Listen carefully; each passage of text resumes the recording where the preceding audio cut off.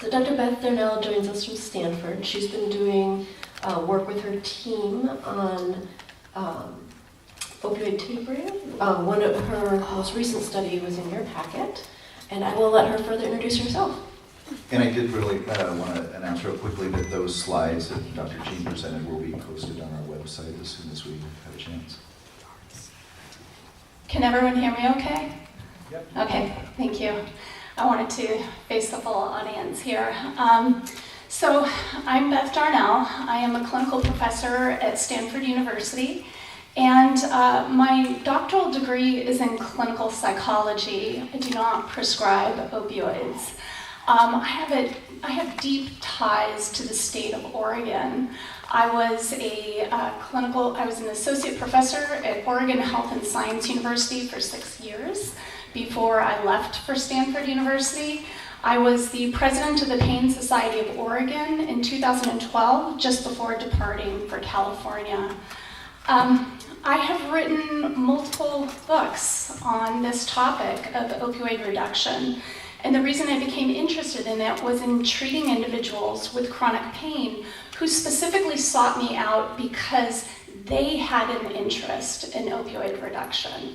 And so I sort of crafted my career around really tailoring my work to meet the needs of this segment of the population.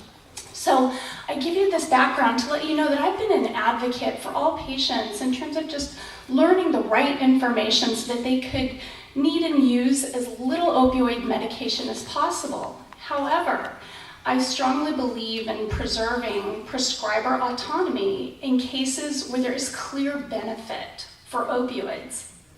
I'm also the principal investigator for the EMPOWER study. This is effective management of pain and opioid-free ways to enhance relief. This is a national pragmatic study on opioid tapering that's being conducted in 4 Western states. We are studying 1,400 patients taking long-term prescription opioids.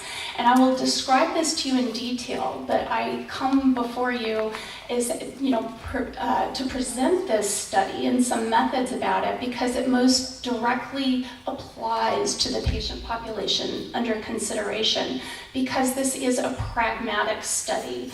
And what that means is that we literally go into primary care and pain clinics and we alter clinical care, and then we study the results of that.